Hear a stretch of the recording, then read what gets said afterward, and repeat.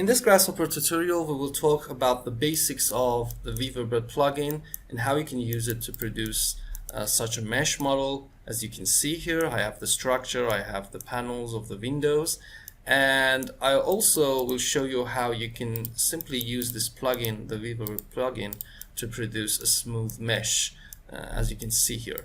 We will also dive into another plugin called the Cocoon, so you can produce a 3D model easily from curves and points. You can see that I'm changing this curve and it will change my model. I can change the location of the points. It's going to be a simple tutorial, but you can do very complicated and very strong modeling on the mesh in Grasshopper, and will take your modeling to a new level. And you can also use the Weaverbird plugin with a mesh machine plugin from the Kangaroo. So this will typically be a combination of 3 plugins: the Weaverbird plugin, the Kangaroo mesh machine tool, and the Cocoon plugins, so you can produce a mesh model from your points, your curves, or surfaces.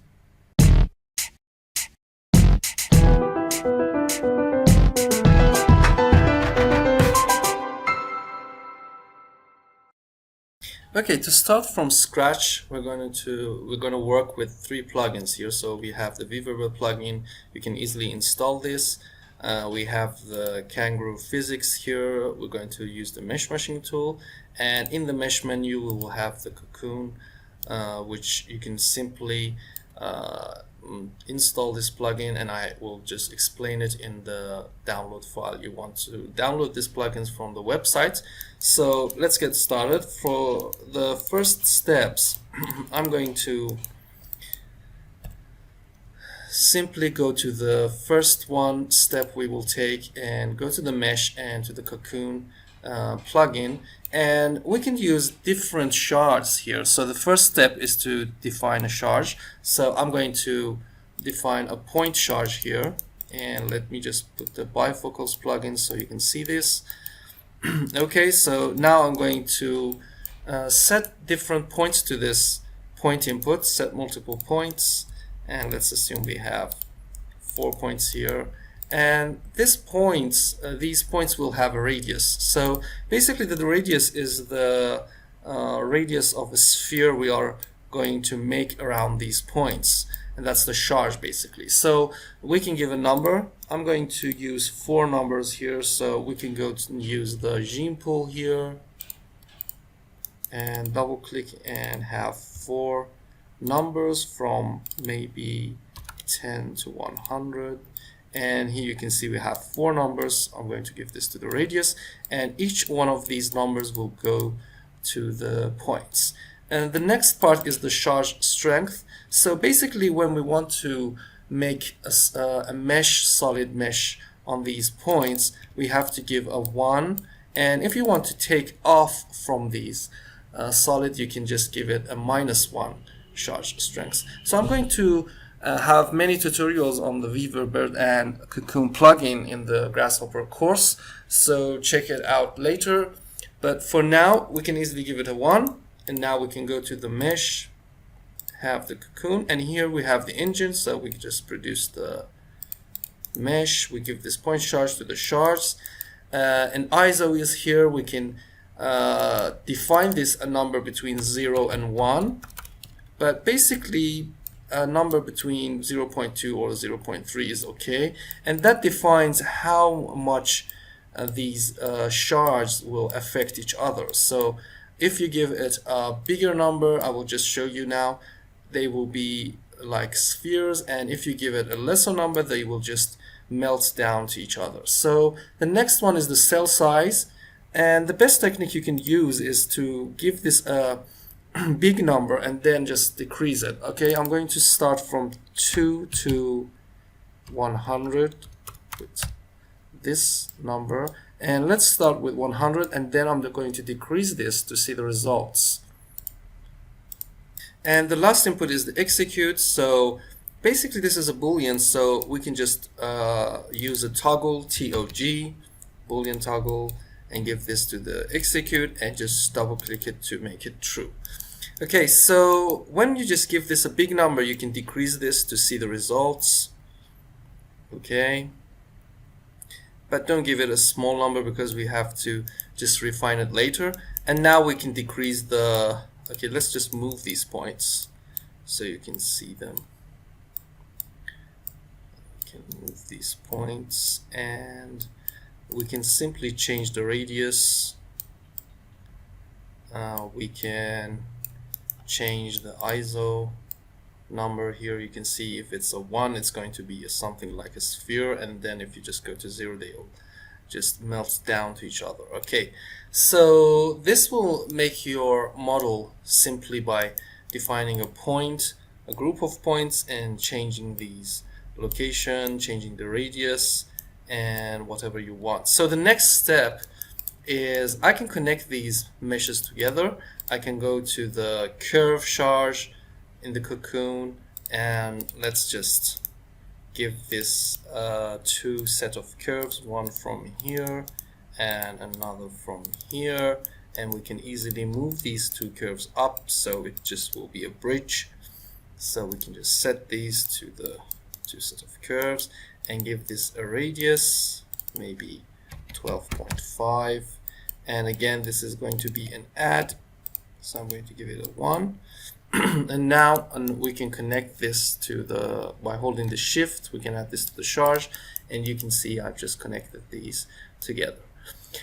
Okay, so you can easily change the radius here, and you can see that it will connect these. Okay, and let's just move this point a little bit up, and as we go further we can just model this. Okay, so you can see that the mesh comes out, but I just prefer to have a cell size, bigger cell size, because then we're going to make this smaller and refine it so we can give better results. You can easily combine this with brep charge. So let me just show you here. We can just simply give this a surface and maybe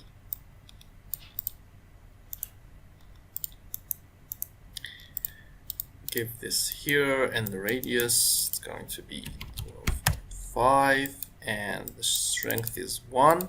So we're going to add this to the charge sets, and now you can see that it can just be combined with a surface. So just remember, you can give anything you want. You can give it a curve, you can give it a point, and you can give it a surface or a solid. So now we're going to go further and go to the Cocoon refine tool and refine the output from the Cocoon. Okay, so I'm going to give this to the refinement data, and what refine does is exactly what I told you. Use a bigger cell size and then decrease this sample size to get a finer, better mesh from the main mesh. So I'm going to give a number here, so maybe about let me show you, from 8 to 12. Doesn't matter because these will not affect the model.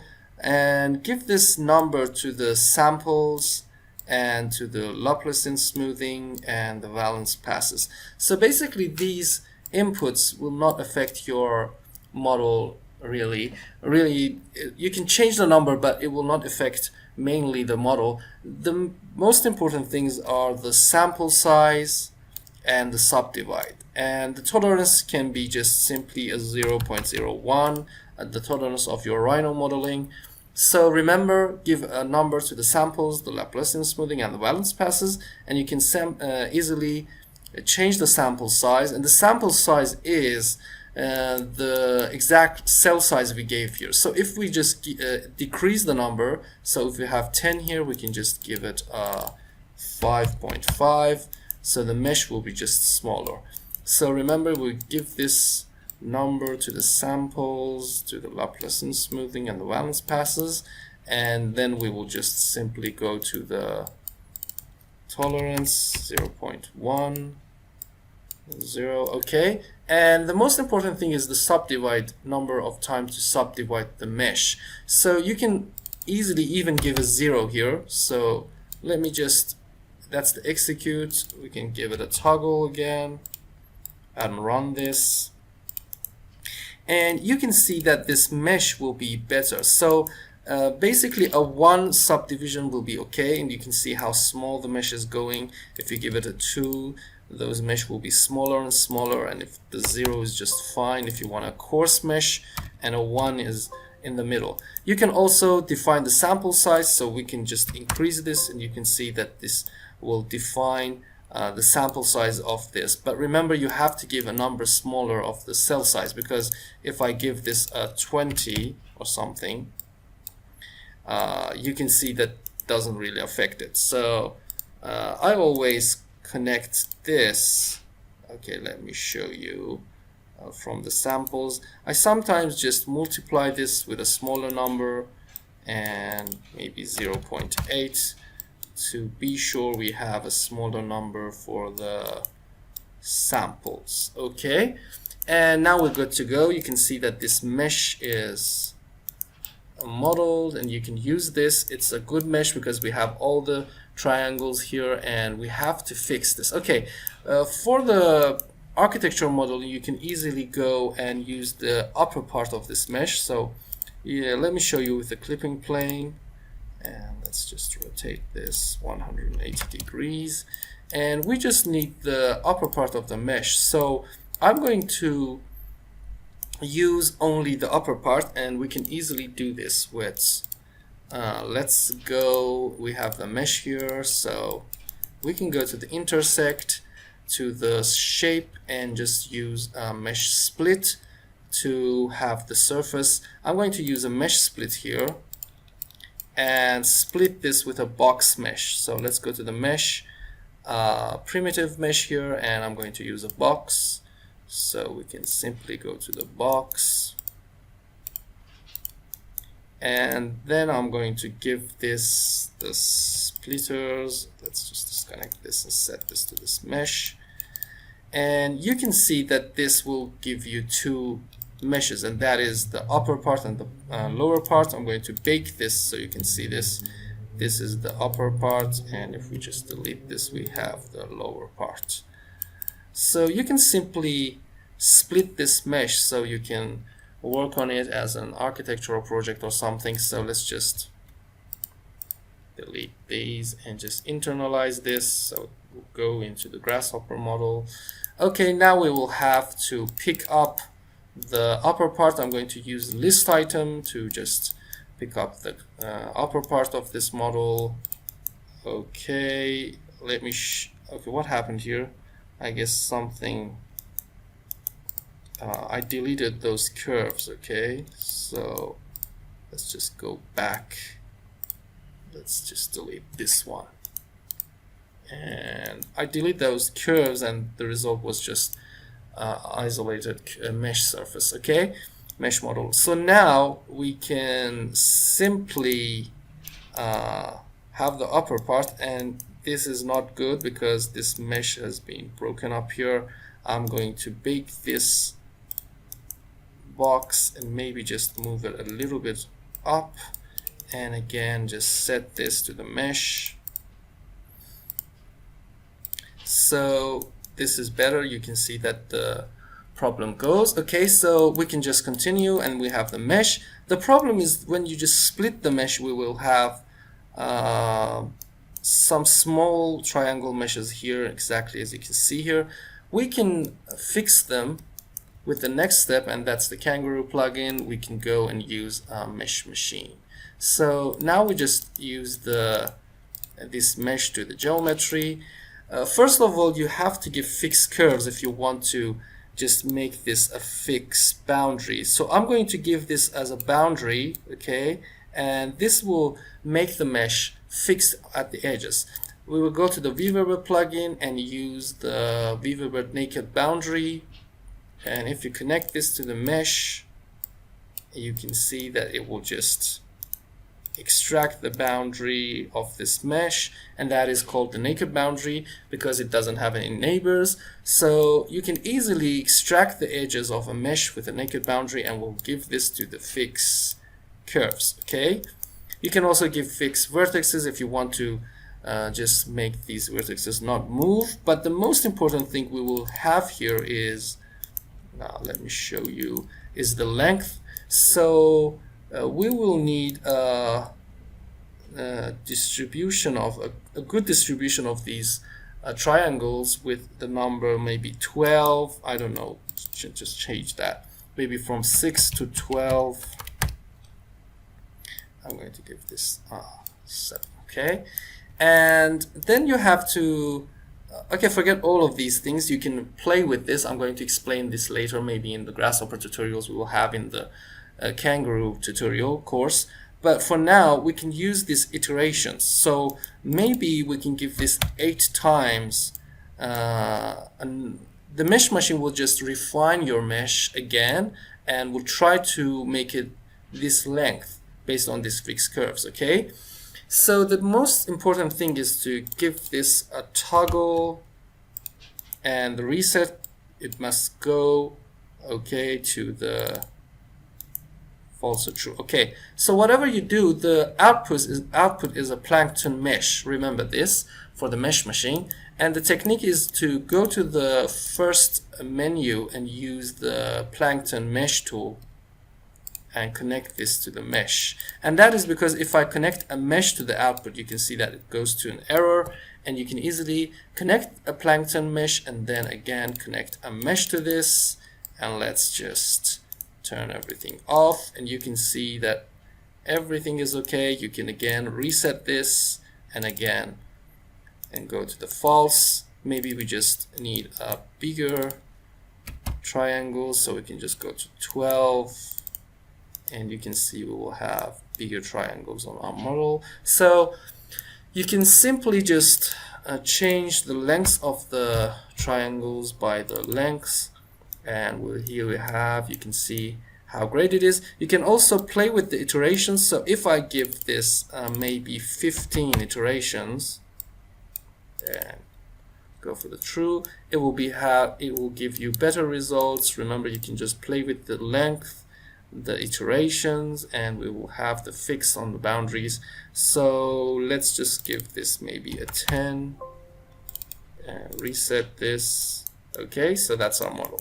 So you can see how clean mesh we will have here simply by using this technique.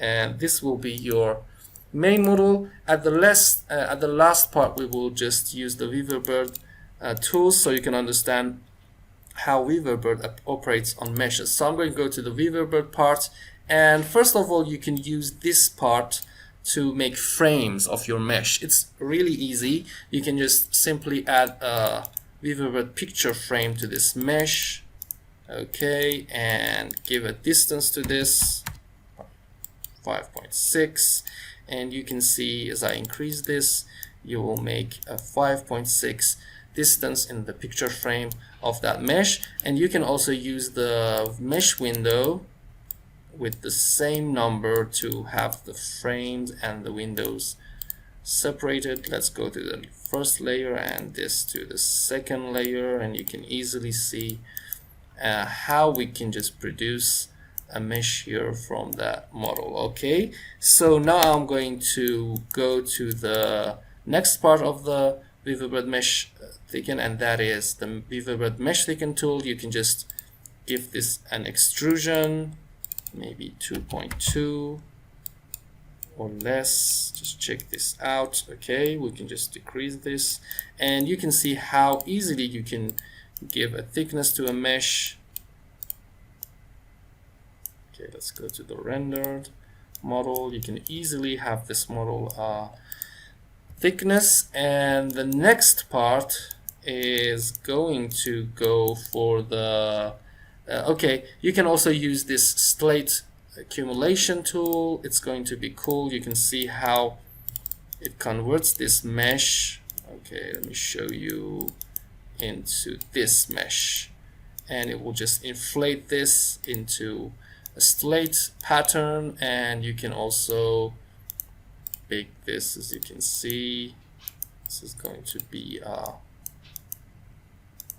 rough mesh here.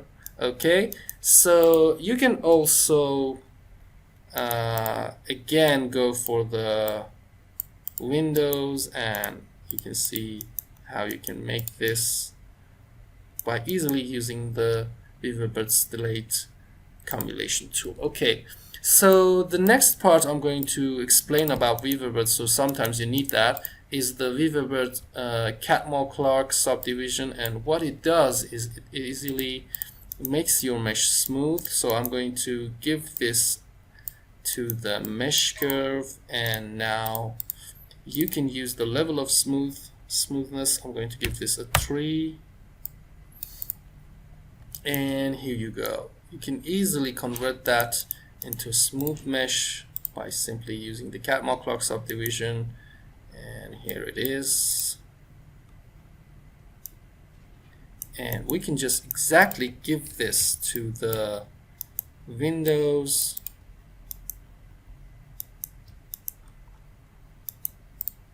and bake them in another layer. So you can see how easily you can use the Weaverbird tool with the combination of the mesh machine, you the Cocoon, and here we go. That's it.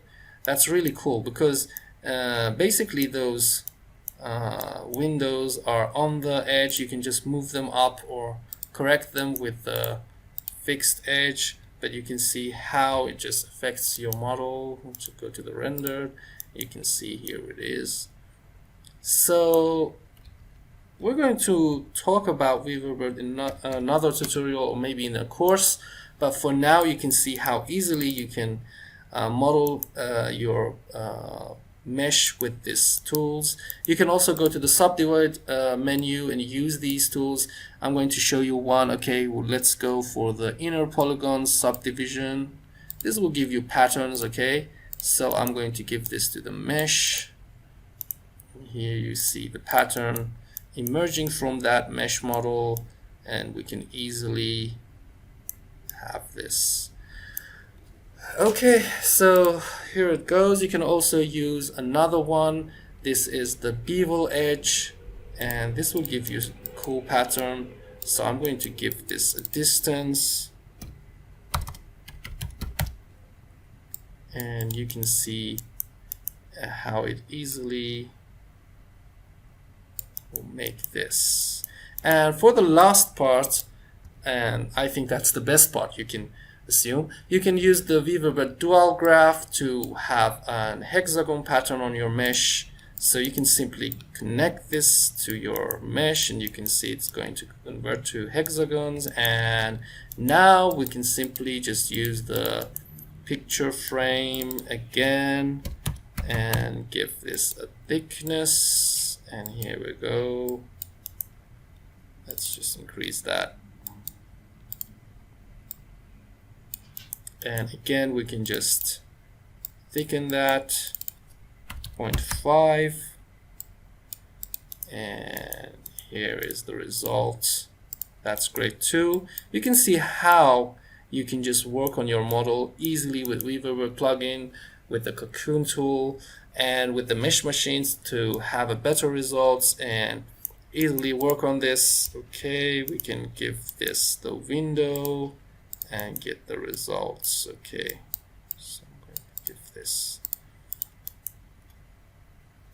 and you can see that it will just maybe we will just play with this curve. Let me bake this and show you. You can see that the result is this. Okay, so that's the first part of the Weaverbird Grasshopper tutorial. So basically, I'm going to explain more about these in another tutorial, but for now you can see how easily you can play with these tools and produce your model. Thank you for watching. If you have any questions or any comment, feel free to ask underneath this video. Thank you for watching us, and we will try to have advanced tutorials in our course. So check our course in our website, and you can just support us by buying our course or going to the lessons. We will have a complete lessons on the mesh modeling techniques, which I will add as we go further. So we will have 3 Grasshopper tutorials each week, and we will have 2 lessons for the Grasshopper course. So be sure to check it out. Okay, thank you for watching, and be sure to subscribe to the channel so you can get informed about the new video tutorials we'll give out. And thank you.